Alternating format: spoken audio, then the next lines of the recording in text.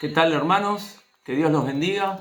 Hoy venimos con fuerza para orar, para adorar y para recibir la palabra que nuestro Padre Celestial tiene para darnos. Bueno, vamos a comenzar este culto con una oración. Te pedimos, Padre amado, que bendigas a cada hermano que ahora están escuchándonos a través de las redes, Señor. Te pedimos, Señor, que bendigas a cada uno de nosotros, a cada uno de nuestras familias, a cada uno de nuestros hijos, de nuestros matrimonios, Señor. Anhelamos tu presencia, Padre amado, que tu presencia nos esté inundando en cada hogar, Señor. Te pedimos que recibas, Señor, nuestra adoración, Señor, nuestra alabanza, Señor. Te pedimos que toques los corazones, Señor, que libertes nuestras mentes, Señor, que nos hagas libres, Señor, que rompas ataduras, que rompas cadenas, Señor. Te pedimos que en esta noche renueves nuestras fuerzas, Señor. Estamos hambrientos de ti, estamos sedientos de ti, Padre amado. Te pedimos que pongas tu mano de poder en cada uno de nosotros, Señor. Te damos gracias, Padre amado. Bueno, hermanos, vamos a hacer los anuncios. Continuamos los días martes con el ayuno y oración, desde temprano con la oración de nuestros pastores, clamando, adorando, pidiendo, recibiendo lo que el Señor nos está dando.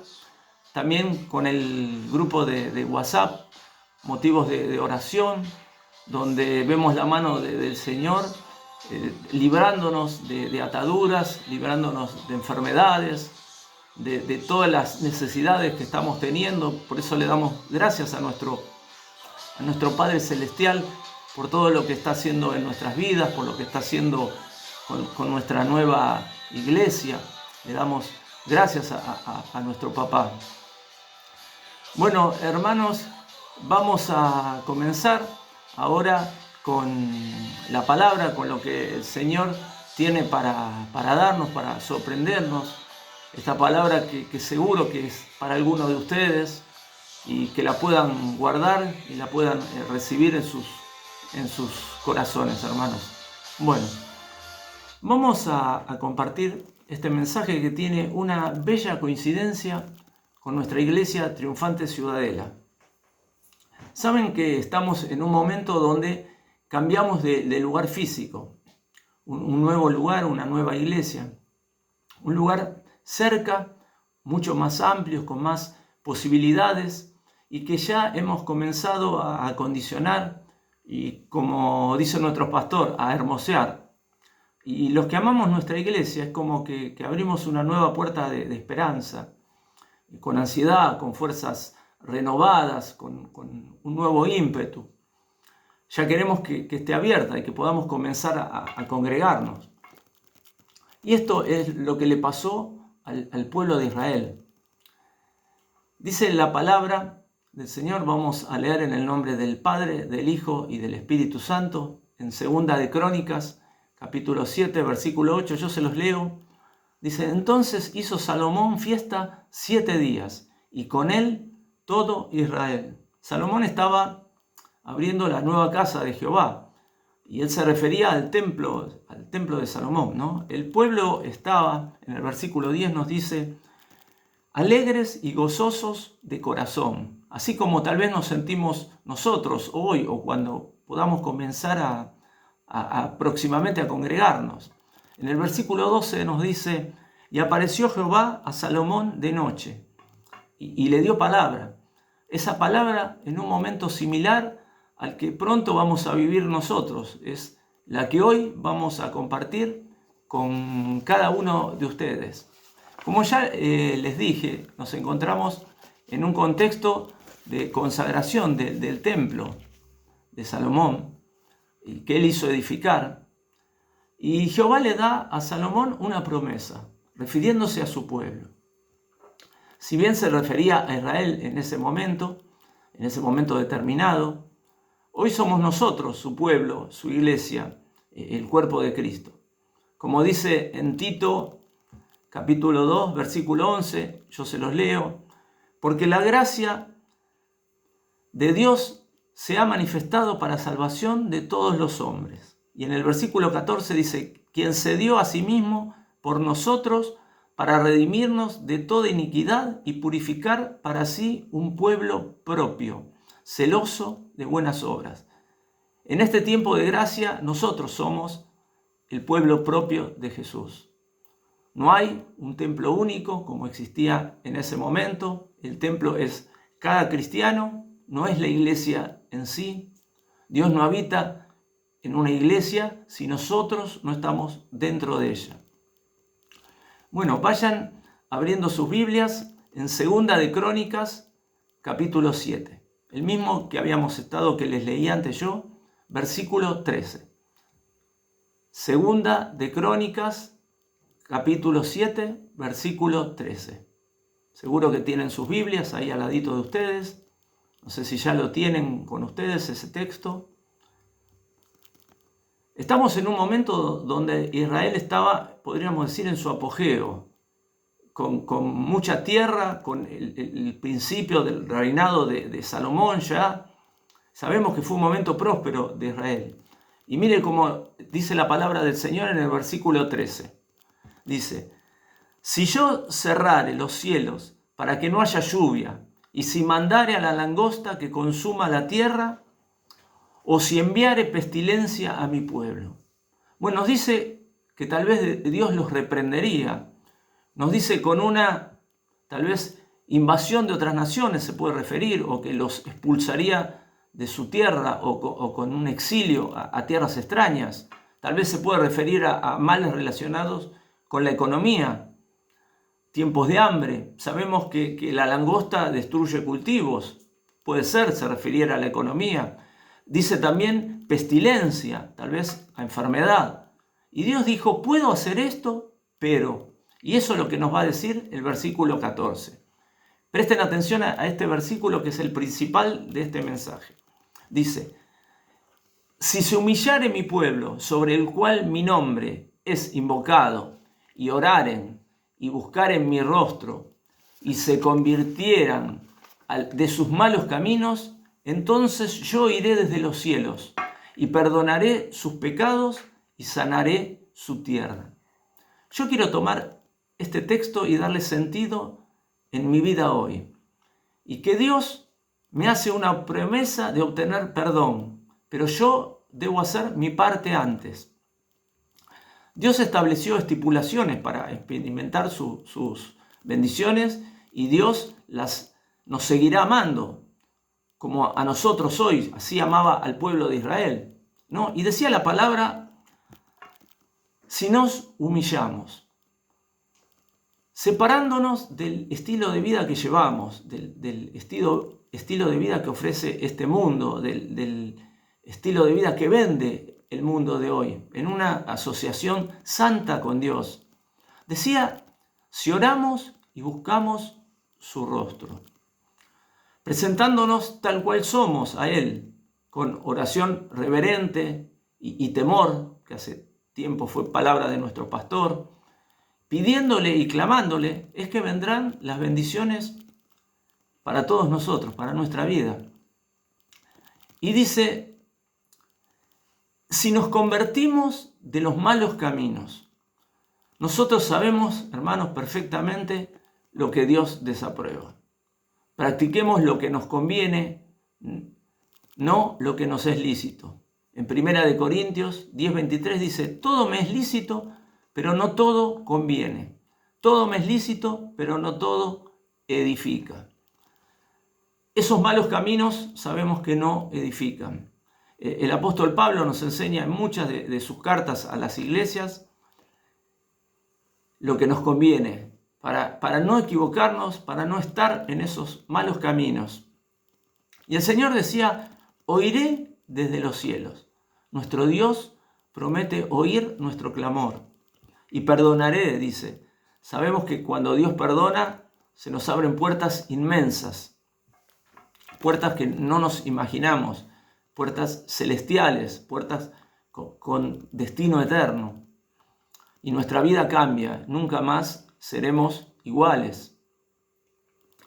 Restaurará nuestra vida y dice la palabra, y sanará tu tierra. Tu tierra puede ser que se refiera a tu familia, a tus cosas, a tus necesidades. Podríamos decir y dividir este versículo 14 en dos partes, lo que sería nuestra parte y lo que sería la parte de Dios. Lo que sería nuestra parte sería, como decía, humillarnos. Humillarnos significa inclinar o doblar una parte del cuerpo, nuestras cabezas, rodillas, en señal de sumisión y acatamiento, o reconocimiento a la autoridad divina. También puede significar herir nuestro amor propio o nuestra dignidad. Nuestra cultura hoy promueve todo lo contrario, promueve la arrogancia, la soberbia. Y miren lo que nos dice en Proverbios 16, 19, yo se los leo. Dice, mejor es humillar el espíritu con los humildes que repartir despojo con los soberbios. Hago las cosas a mi manera, tengo todo bajo control. Esa es la mentalidad de hoy. No necesitamos a nadie para resolver nuestros problemas, ¿no? Podríamos decir, ignoramos a Dios y menos consultarlo. Eso está pasando hasta en la iglesia de Cristo, donde se ignora al Señor. No se reconoce su soberanía, su señorío. Se lo está casi ignorando en algunas de ellas. Humillarnos, hermanos, es arrepentimiento. Arrepentimiento es más que un simple remordimiento pasajero. Es un reconocimiento de que necesitamos de Dios, que renunciamos a nuestros propios intereses. Podríamos decir que el arrepentimiento es el mensaje central de Dios. Nos dice la palabra, arrepentíos porque el reino de los cielos se ha acercado. En el Salmo 51, versículo 17 dice, al corazón contrito y humillado no despreciarás tú, oh Dios. Dios busca ese tipo de corazones, como tenía el rey David. Recuerdan, el rey David, a pesar de haber cometido pecados, él tenía un corazón conforme a la voluntad de Dios. Por eso él fue exaltado, el rey David. Y Dios nos reprende para ser humildes. Dice la palabra en Mateo 23:12, dice, porque el que se enaltece será humillado, y el que se humilla será enaltecido. Y si depositamos nuestras necesidades, nuestra ansiedad, nuestras dudas, nuestras enfermedades, nuestros miedos y creemos en Él, porque Él tiene cuidado de nosotros. Nuestro Padre Celestial tiene cuidado y tiene un cuidado celoso de nosotros. Lo segundo que nos decía el versículo 14 en lo que es nuestra parte es que oraren. Dice que oremos. Tenemos que presentar todo al Señor, nuestra familia, nuestros hijos, para que guarde sus mentes, sus corazones, nuestras necesidades. Tenemos que presentarle nuestras gracias, nuestras culpas. En Juan capítulo 14, versículo 13 dice, y todo lo que pidieres al Padre en mi nombre, lo haré. Pedir, eso sabemos, hermanos, debemos pedir en el nombre de Cristo. No hay ídolos que escuchen, no hay estatuas, no hay santos que escuchen, no hay ángeles que escuchen. Un solo Dios, un solo mediador. En muchos pasajes de la Biblia encontramos que nos enseña a orar. Estaríamos horas hablando de orar, sobre la oración, sobre el poder de la oración. En Efesios 6, 18 nos dice orando en todo el tiempo, con toda oración y súplica en el Espíritu. En Mateo 6, 6 nos dice, mas tú, cuando ores, entra en tu aposento y cerrada la puerta, ora a tu Padre que está en lo secreto. Y tu Padre que ve en lo secreto, te recompensará en público. Después nos decía el versículo 14, que buscaren mi rostro. Debemos buscar el rostro del Señor.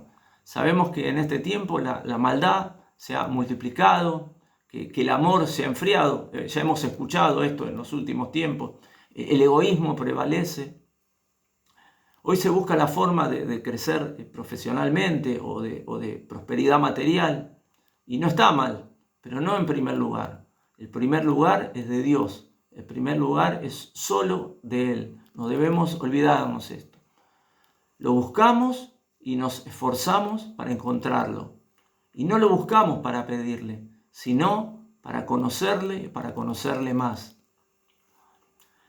En Colosenses capítulo 3, versículo 1 nos dice: si pues habéis resucitado con Cristo, buscad las cosas de arriba, donde está Cristo sentado a la diestra de Dios. En el versículo 2 nos dice: poned la mira en las cosas de arriba, no en las de la tierra. Buscamos su rostro en las cosas de arriba. Eso nos dice la palabra. Recuerda lo que dice Mateo 7:7, dice: pedid y se os dará, buscad y hallaréis, llamad y se os abrirá. Si lo encontramos, tendremos seguridad, tendremos una seguridad espiritual, una seguridad física, una seguridad emocional. Experimentaremos cada uno de los atributos de nuestros padres. Por último nos decía en nuestra parte, en el versículo 14, y se convirtieren de sus malos caminos. Nuestra conducta es la manera de comportarnos, son nuestras acciones, nuestro estilo de vida, y eso es lo que somos. Es lo que somos nosotros, es esa manera, esa conducta. Si convertimos nuestro corazón apartándonos de nuestras iniquidades, Él nos bendecirá. El Espíritu Santo nos ayudará con convicción, con verdad. Muchas veces pecamos y no nos damos cuenta. Saquemos, hermanos, toda contaminación de la carne. El Salmo 51, versículo 13, un salmo de arrepentimiento de David, mire lo que nos dice: entonces enseñaré a los transgresores tus caminos y los pecadores se convertirán a ti. Convertirse a Dios, esa es la clave, hermanos. Debemos convertirnos a Dios. Conversión es el resultado de un verdadero arrepentimiento. Después de eso seguirá la obediencia, la santidad, pero el arrepentimiento es fundamental.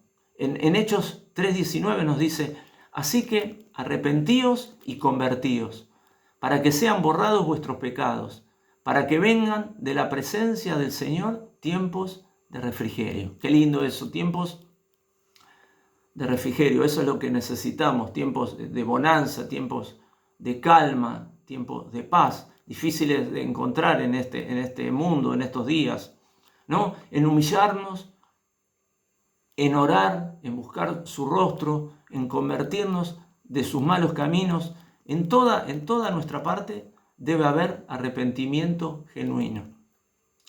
Y en la segunda mitad del versículo 14 nos hablaba lo que podríamos decir que es la parte de Dios, es lo que hará el Señor. Y dice lo siguiente, dice: yo oiré. En Jeremías 29:12 nos dice: entonces me invocaréis y vendréis, y oiréis a mí, y yo os oiré. En el 13 dice: y me buscaréis y me hallaréis, porque me buscaréis de todo vuestro corazón. Cuando yo hice mi parte, Dios promete oír mi clamor. Sabemos que nuestra oración llega al trono de la gracia, que será oída y será respondida, pero en los momentos justos y perfectos de Dios.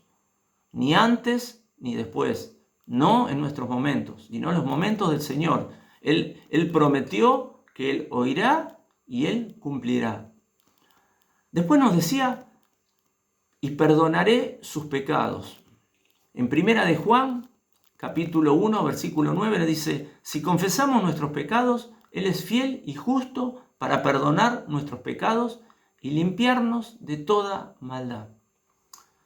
Hermanos, su perdón nos abrió este nuevo nacimiento. Nosotros conocemos lo que es el poder de su perdón. Su perdón no es perdón de hombre, no es un perdón momentáneo, no es un perdón cambiante. Es el perdón de nuestro Dios verdadero. Es un perdón total, es un perdón definitivo, es un perdón sin reproche.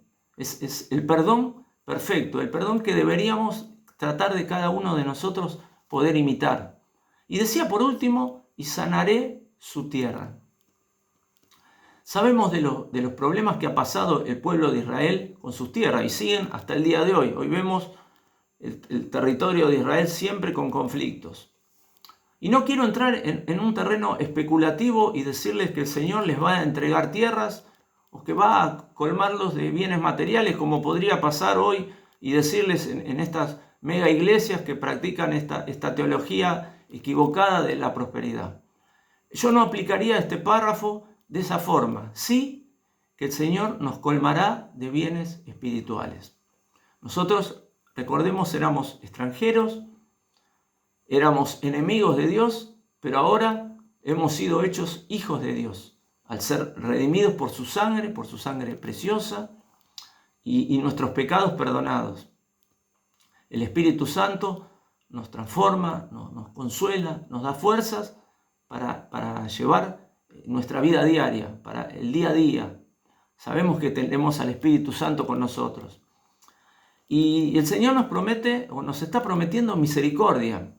La gracia del perdón prepara el camino para la gracia de la curación.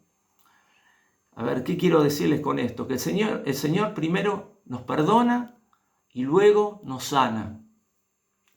Dice la palabra, ¿no? Que decía la palabra, si confesamos nuestros pecados, ahí sabemos que el Señor nos perdona. En Jeremías 31-34 dice Jehová, porque perdonaré la maldad de ellos y no me acordaré más de su pecado. Cuando Dios perdona, perdona para siempre, eso sabemos. Y si entramos en un entendimiento espiritual, sabemos que después del perdón viene la sanidad. En el Salmo 103, versículo 3 dice, Él es quien perdona todas tus iniquidades. Y Dios nos da su ejemplo, Dios nos dio su ejemplo. Cuando nos habla de perdonar, sabemos el perdón que hemos obtenido todos después de creer en Cristo, de confesarlo, que es nuestro Señor, que es nuestro Salvador. Sabemos el perdón inmenso que ha aplicado en cada uno de nosotros. Y cuando Él perdona, retira todo lo que nos priva de toda bendición venidera. Cuando Él perdona. Y Él nos otorga un nuevo favor, nos otorga de nuevo su favor que es la fuente de toda bendición. Sabemos que la obra de Dios es perfecta, Dios no obra por mitades, y si nos perdona, el Señor nos renueva, el Señor nos sana, el Señor nos limpia. ¿O no lo hemos experimentado nosotros en el nuevo nacimiento? Y ya, para ir finalizando,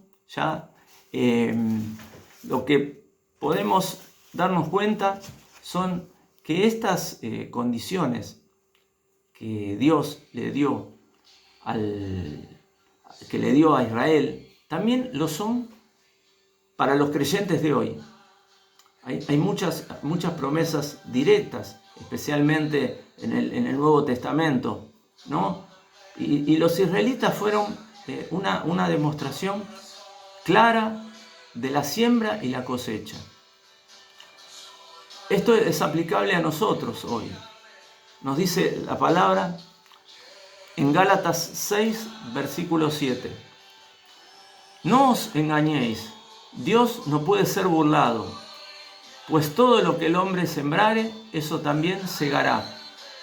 Y en el versículo 8 nos dice, porque el que siembra para su carne, de la carne segará corrupción. Mas el que siembra para el Espíritu, del Espíritu segará vida eterna. Las consecuencias del pecado persiguen a quienes lo han practicado y a los que siguen practicando. Los israelitas sabemos que se alejaron de Dios y han tenido que llevar consecuencias, han tenido que sobrellevar consecuencias muy duras, consecuencias tremendas, ¿no? Y que continúan hasta el día de hoy. Vivimos en tiempos especialmente difíciles y todos somos pecadores, eso lo sabemos. Y sabemos que el pecado nos expone ante Dios. El pecado, el Señor nos ve tal cual somos. Nosotros al Señor no podemos engañarlos, no podemos ocultar, Él nos ve tal cual somos. Pero el Evangelio, hermanos, trae buenas noticias. El Evangelio es fuente de vida, es fuente de redención, es fuente de perdón. Y cuando hay arrepentimiento, sabemos qué ocurre con el perdón. Se activa el perdón del Señor y hay salvación, hay liberación, hay redención y hay victoria. Salimos del pecado y sus consecuencias, ¿no? Y de eso nos habla el versículo 14, de los malos caminos. Salimos del pecado, hermanos. Dice, y perdonaré, nos dice el Señor, y perdonaré tus pecados. Nuestro Dios es poderoso, nuestro Dios es tremendo y es fiel a sus promesas. Solo Jesús, hermanos, nos da la salida. Solo el Hijo de Dios nos hace realmente libres. Que Dios los bendiga, hermanos. Espero que esta palabra haya tocado sus vidas, sus corazones, que haya servido una palabra de aliento en lo que debe ser nuestra parte, porque para que el Señor luego actúe en nosotros con su perdón, con su sanidad. Vamos a darle gracias al Padre por esta palabra que nos ha dado. Te damos gracias, Señor, por esta palabra que haya tocado nuestras vidas, Señor. Te pedimos que haya servido, Señor, que sirva de enseñanza, que la podamos poner en práctica, Señor, que podamos enseñarla a otros hermanos, a nuestras familias, que haya servido, Señor, para cada uno de los hermanos que hoy están escuchando y aprendiendo lo que tú tienes para darnos, Señor. Bueno, hermanos, ahora vamos a hacer una oración final para ir dando por terminado este culto. Y le pedimos al Señor que nos dé provisión. Vamos a orar al Señor. Padre amado, te pido que nos estés dando provisión en estos momentos difíciles, en estos momentos de una economía debilitada, que nos estés dando provisión para la iglesia. Sabemos que nada nos está faltando en la iglesia, en el nuevo lugar, Señor.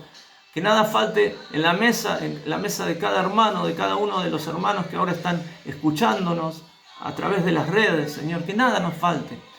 Que pueda haber progreso, Señor, que podamos progresar en estos tiempos difíciles, estos tiempos muy difíciles, podríamos decir, Señor. Te pedimos que haya un renuevo en nuestras vidas, en nuestra alma, Señor. Que nuestros corazones sean totalmente renovados, Señor. Te pedimos, Señor, tiempos de refrigerio, como decía la palabra, Señor, tiempos de calma, tiempos de necesidad, después de tu perdón, Señor. Sabemos que esos son los tiempos que necesitamos, los tiempos que nos vendrán, Señor. Te damos gracias, Padre amado, y te pido que nos guardes, Señor. Que guardes a tu pueblo escogido, Señor. Te damos gracias, Padre amado. Amén y amén, Señor. Bueno, hermanos, que Dios los bendiga. Y bueno, los esperamos el próximo domingo a las 10 horas en el culto que darán nuestros pastores. Y los esperamos. Que Dios los bendiga y gracias por escucharnos. Amén.